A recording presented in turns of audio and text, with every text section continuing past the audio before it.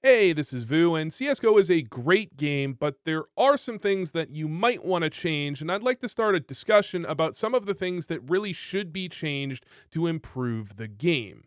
Now, the first thing that needs to be changed is sponsors. CSGO YouTubers don't have enough legitimate sponsors, like my sponsor, Leadify.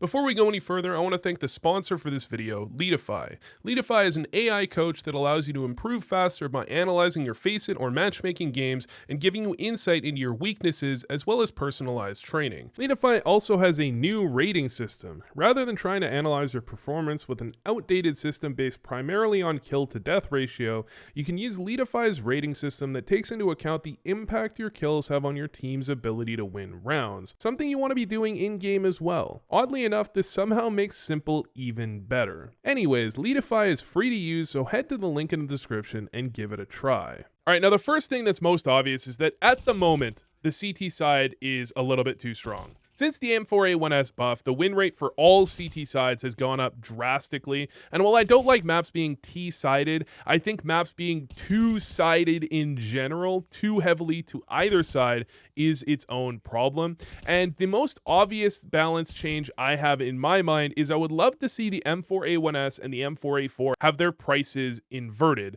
That means the M4A1S would be $3,100 and the M4A4 would be $2,900, rather than what it is now with the M4A1S at $2,900 while clearly being the superior M4, and the M4A4 being at $3,100 while again clearly being a bit inferior. It could even mess with that a little bit more, but I think that's the most obvious small change that could actually nerf the CT side just a little bit. Now, the other thing about CT side that's a little bit harder to manage is that players are saving too much. And this was really obvious in the crowd at the major, how anticlimactic it was for one player on Inferno, the pit player dies, and then four players just run away and save for a minute before the bomb explodes. It's terrible for the viewer experience, but I'm not certain how to actually change that to not break the economy of the game, because currently the way the economy works, it just benefits you to save. You take away from their loss bonus, you add to yours, you give yourself a better chance to be able to rebuy if you lose the next round, but also you hurt them if you win the next round, their ability to rebuy. So there's a lot of reasons that in borderline scenarios now where you have a good chance to win the round, but it's not that great, teams are kind of opting into save way too often, and the most obvious solution I have for that is to actually economically punish players for saving by giving them potentially half of the actual win money for those rounds, but I'm not certain that would be the greatest fix. I'd love to hear some suggestions from other people. Now, with that, there's one simple change that I think would be a nice little buff to CT side, given a couple of nerfs. Take away the 1,400 loss bonus. I think the 1,400 loss bonus, it just is really painful on CT side. I think you would be incentivizing players to play for the win a little bit more if you didn't have to weather through the 1,400 first loss. If you just got rid of that from the game entirely, you would benefit T-side a little bit. They'd have less rounds where they might save, but really I think that's more of a benefit to the CT side than it is to the T side, since economy is a much bigger problem on CT side in general. So now that we've got past the light and fluffy intro topics, fix matchmaking, okay? I know everyone talks fix matchmaking. I don't think cheaters and matchmaking are necessarily that big of a problem for most players. I think you just have a vocal minority, because if your games are getting ruined because you're unfortunately in low trust factor, you're going to talk about it more so than me, where I say, I played 160 games in Europe. I only had maybe 3 or 5 cheaters. Not really a big deal at all, but still, the biggest thing is I would like to see a reason for players to actually play matchmaking past a reasonable level. I think the biggest problem with matchmaking in general is that certain regions just have an unplayable matchmaking experience where all of the high ranks in certain regions are filled with cheaters or just players that never play, and you simply cannot balance things. It's really an untenable situation, and this might seem small to people that are like, just go to Faceit, but for the new player experience, matchmaking is where you log in initially. That's where you start playing.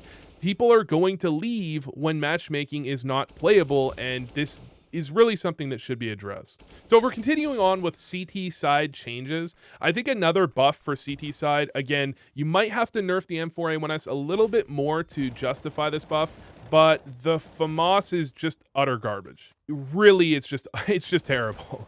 It starts moving horizontally at like 4 bullets or 5 bullets into the spray, and that's why people are highly inconsistent with the FAMAS. And while the FAMAS doesn't need to be amazing, I would love if it was more clearly better than the MP9, instead of just being this gun that you have to buy sometimes, but you hate ever using. And finally, did you remember the R8 existed? No? Honestly, I don't even care. But finally, for CT side, kit at $200 I think would be an interesting change. It's more of a quality of life change than anything else, but I think it would be interesting to have the potential to see a few more kits maybe on eco rounds or something. I also thought droppable kits would be cool, but I'm not sure I want to put that one out into the open air. Now, a couple things about the pro scene. I really think the most obvious thing that should be changed is that majors should be at the end of the season. There's majors have been at the beginning with, I believe, Starlight or Berlin was right at the beginning after a player break, which is not the greatest. You have majors in the middle of the cycle. You have teams like EG, for example, that qualify with essentially a dead roster. You know, you have these situations that I think would be really benefited by putting the major right at the very end of the season, just before the player break, so that you have a bit of a bow tied on top of seasons and you can tell which team was the best in any given situation instead of it feeling kind of random. On top of that, it does feel like the map pool is a little bit too stagnant, and while one change per major might be a little bit too much, and most people I've talked to have told me it is too much, it should be a little bit more clear, in my opinion, when and what changes are going to happen. I felt like one map change per major made a lot of sense because you could rotate through maps. It doesn't need to be new maps every time. You know, once you get 3 majors in, you can rotate back in an older map and it's going to be revitalized a little bit. But there should be some more map changes, and for the love of God, there needs to be changes more quickly. And this is unfortunate that this is probably not going to happen, but there are changes from Ancient that still need to be made since day one. They took like 3 or 4 months to fix the wallbang B site being only in one direction, even after admitting that was an accidental glitch. These things, if they were to add new maps more often, would need to be changed much more quickly. Similarly, Simple is literally too good at the game, and we really need to find a way to nerf him so that other players have a chance. But really the question of does the AWP need a nerf is actually a relevant question, given HLTV top players are almost always AWPers every year. Is the AWP a little bit too strong? And I don't think it's necessarily in a position that it needs a significant nerf. I think any significant nerf to the AWP would probably ruin its place in Counter-Strike and drastically change the game in a way I wouldn't personally like. But I think an obvious change would be to lower the magazine to 5 bullets instead of 10. It's just a very small change that punishes AWPers for wasting bullets, spamming through smokes, spamming every time you get flashed, or playing unnecessarily aggressive if you're a player that can do that and just hit every shot. A small nerf to the AWP that's really not noticeable most of the time would be a nice little change. But really, I think the bigger change to the AWP would be the indirect change if you incentivize players not to save. Right now, AWPs simply get saved over way too often into the following round, so your AWPer has the gun a ridiculous percent of the time. They're allowed to get kills and then save. You know, it doesn't affect their KD, so they seem way better. I think there is an indirect nerf to AWPing that people would feel, and the AWP would feel less oppressive, and the stats would probably bump down a little bit if you saw less saving. With the earlier mention of nerfing saving, I think the AWP might not even feel that bad. Do you remember CSGO Plus? I don't. I had to Google it to remember what it was called. It would be nice if CSGO had better stats. I'm not suggesting that they're going to have better stats than websites dedicated to stats. You know, Leadify, the sponsor of this video, has fantastic stats that I don't expect Valve to be able to actually overcome, but it would be nice if they gave an actual reason to subscribe to it. Now, going along with the thumbnail, if I was Gaben, I'll add in a couple of things that I really don't expect Valve to add, but I think would be very helpful and most people probably agree with. The first one being min models. That means you have a command where you can make it so you don't see your opponent's agent skin, you see a standard skin. Obviously, not invisible, that's not what I meant. You see a default skin on the player model, and with how colorful some of the new maps are, how colorful some of the new skins are, some of them blend in a ridiculous amount where you can easily look past someone with some of these green skins, especially not realizing they're there. And I've done this many, many times. Please add this. As well, something that I think is very interesting for discussion purposes, I think cycled spawns would be a nice change to the way spawns currently work. Spawns in CSGO are random. You have, 15 or 18 spawns. You can spawn in any of them. Some of them are prioritized, where you spawn primarily in the first set of spawns unless you have more than 5 players. But most of the standard map pool has randomized spawns. Cycled spawns are something that you used to have back in CS Source, where you would spawn in the same formation every 4th round. That means if you're thinking about Dust 2, if on pistol round you spawned 3 players with a long spawn, on the 4th round or 5th round, whatever, you would also spawn with the same formation. You would have 3 players spawn towards long. It wouldn't be the same players in the same position, but you would have the same formation. And that really got rid of a lot of the randomness, and it added an extra layer of tactical depth to the way the game could be played, because if you knew enough about the game, you might know that a player hit a timing they can only hit with the specific spawn and be ready for it a few rounds later when they have that spawn again.